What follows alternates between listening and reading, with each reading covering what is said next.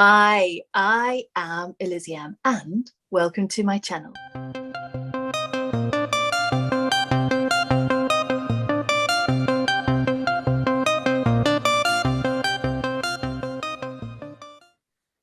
In this week's video, we are talking about algorithms. Are they really as bad as we think they are?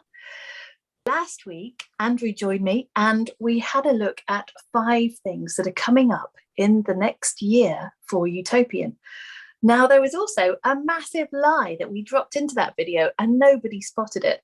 Andrew, how? I think to give everybody credit where credit's due, I think last week's massive lie was just so obvious. Everybody just went, can't be bothered. I think you're right. It was horrendous. So stick around to the end of this video and we'll tell you what that was. And don't forget to watch out for today's massive lie. And when you found it, stick it in the comments. So, algorithms. The first person who is credited as having written an algorithm is Ada Lovelace. Did you know that, Andrew? I did, back in the 1800s, I think the 1840s, although it wasn't turned into an actual programming language until the 1900s, I believe. 100 years later is when it came to life. Yeah, she was working with Charles Babbage at the time and she wrote her algorithm on paper. Of course, Lovelace was Byron's daughter. It's a really wonderful link. That first real incarnation is as a poetry website. So maybe we should just rewind for a second and talk about what algorithms actually are. Is it fair just to say that an algorithm is a set of instructions? Yeah, the definition of an algorithm, certainly as I understand it, is a set of instructions that you think will solve a problem that you have. And so it usually would be written in English or in maybe pseudo design language or pseudocode, and it would be a set of steps that leads you through how you will solve the problem, and then you can take those steps and put them into a computer program. Okay, so part of a computer program. Yeah, I mean, if you look at, as you know, within YoiTopian, our algorithm is called TSOP, or total state of presence, and it drives absolutely everything. So when we actually look at our algorithm, it actually exists in a Word document. It's lines of mathematics and plain English, which explains how that mathematics will be used, and it's in steps. When we actually put it into YoiTopian, it's actually put into parts or functions of the actual software, the actual code, so that it actually does something within the programming. But as an algorithm, it actually exists in a Word document. Now, you wrote these algorithms for YoiTopian that are used in Scribal, and I have to be honest that they are as close to poetry as anything could be. They are fantastic. Can you explain to everybody what our algorithms do? I can.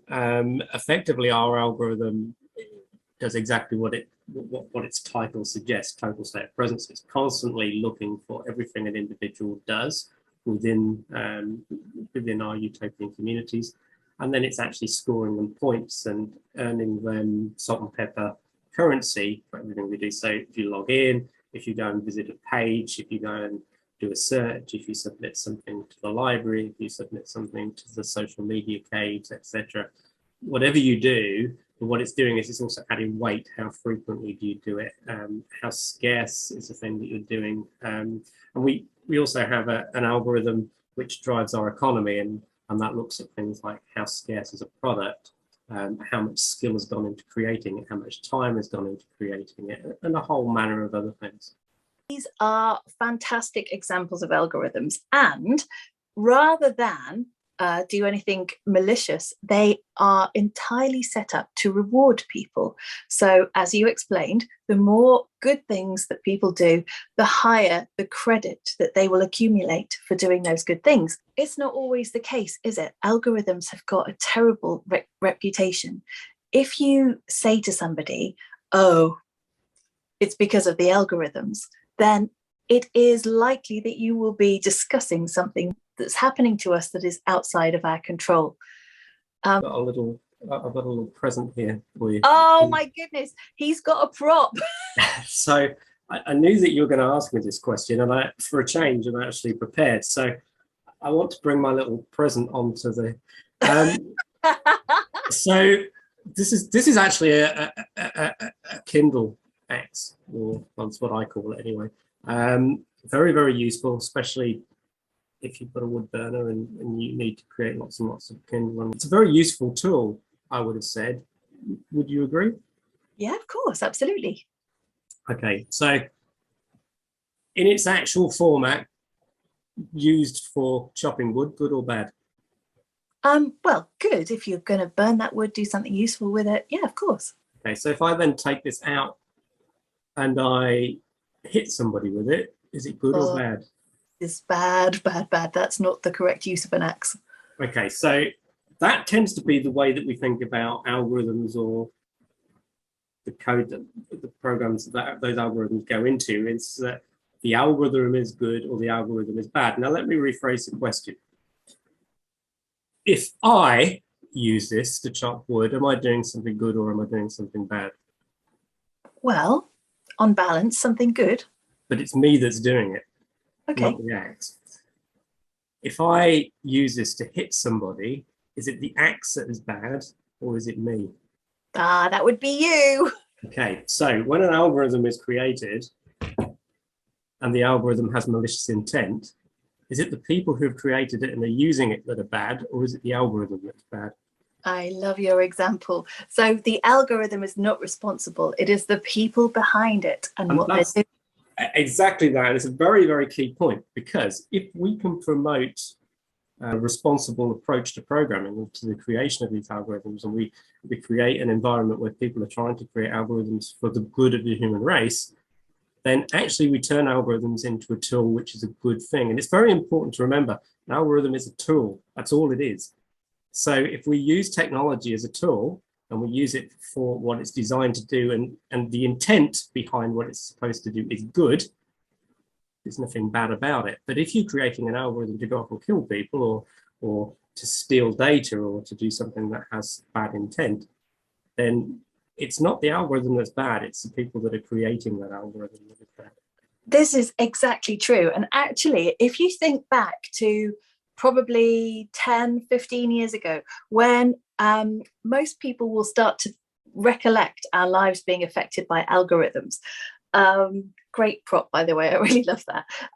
So if you think about using iTunes, for example, if you were an early iTunes user, so you would listen to a certain amount of tracks, and then iTunes would suggest other music that you might find interesting, which actually was a fantastic idea because it was a great way to discover new tunes.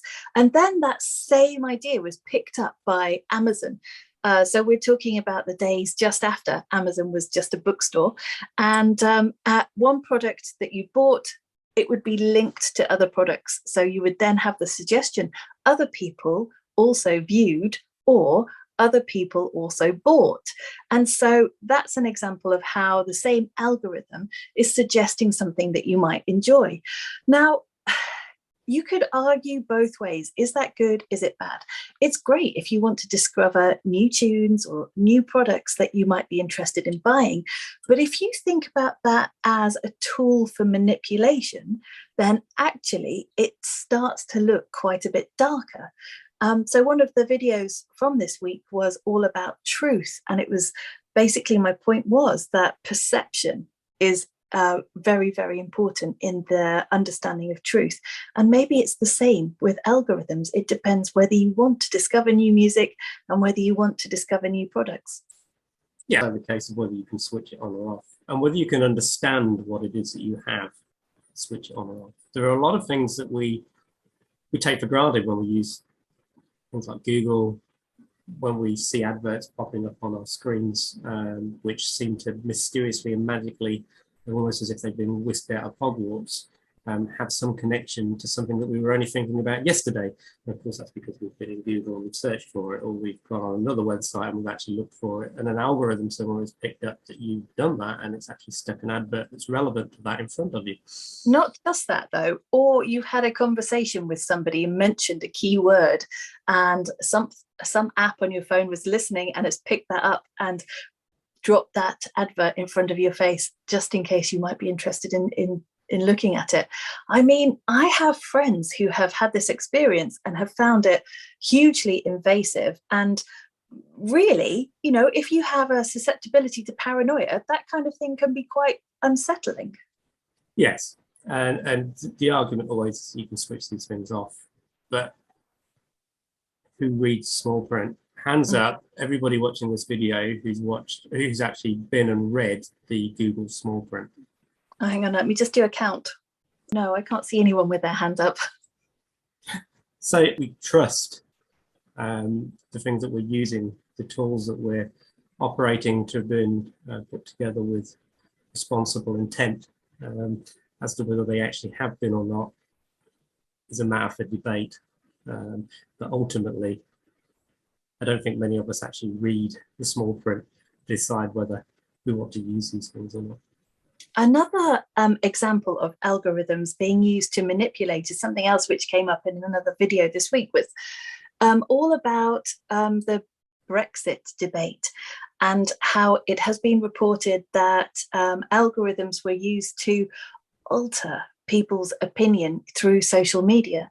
I mean, if that's the case, and it had such a dramatic effect on the state of the United Kingdom, then that's a pretty powerful and very scary prospect.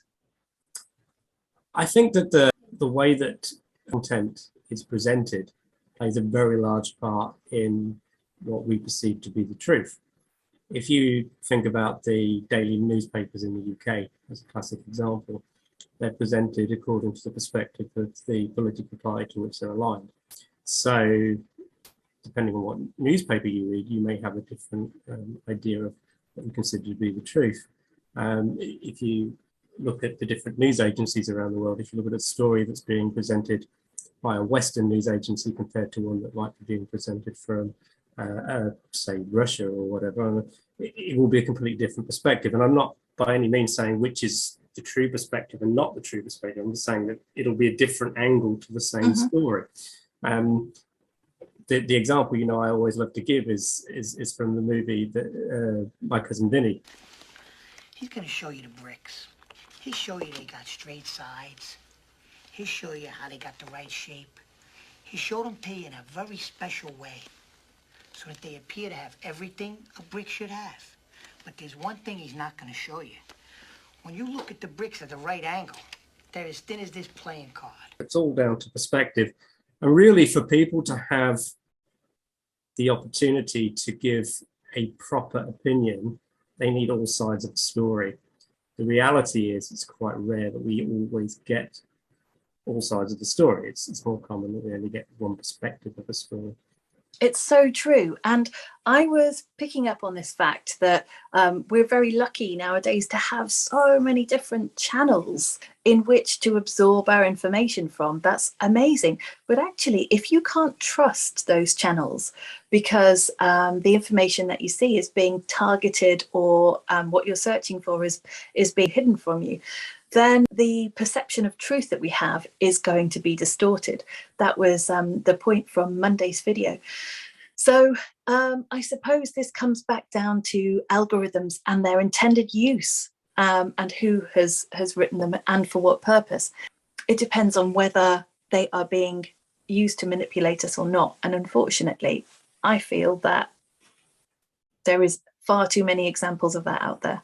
My question is, how can people tell the difference? How can we develop those critical thinking skills which allow us to evaluate what's happening behind something popping up in front of us, for example, and think to ourselves, am I happy about that? Is that okay?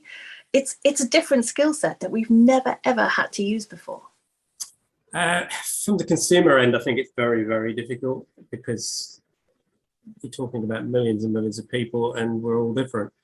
I think that from the development end, we need to try and encourage responsible development in enough people to make a difference. And in the meantime, you know, with YoiTopian, we're just trying to create a movement of people that are like-minded, that will work together to create a better world where we're just a friendly community, a gated, safe, friendly community.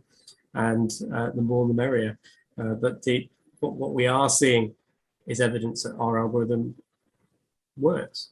You know, we are creating a tighter knit, friendlier, creative, collaborative community where everybody takes a stake and a pride in being a part of what we are. That's so wonderful. I think we should have a YoiTopian stamp of approval for good algorithms, because ours genuinely are good ones. Okay, so in the up and coming videos for the rest of the week, we are going to be talking about some of the exciting things happening immediately on Scribal. We've got some parties coming up and some new developments to talk about. Also doing a tutorial on how to post to the caves.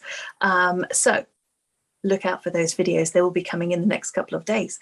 But before we go, Andrew, we should put them out of their misery and tell them what last Tuesday's massive lie was. It was... I'm quite sure they already know that Robbie Burns won't be attending our Burns night, because sadly he's no longer with us on this earth. But, well, maybe in spirit he might have been there, but he certainly wouldn't have been bringing the haggis. Yeah, I think he died in 1796. So, yeah, we're a bit past the date.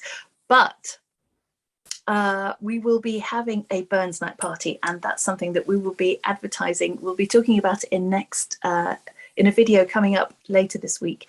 There will also be some adverts popping up on Twitter. I hope you can join us for it. I think that there is just about enough time for me to thank you for liking, subscribing, and putting that alert notification on so that you never miss an episode. And remember, if you like this channel, don't tell me. Tell your friends. I'll see you next time.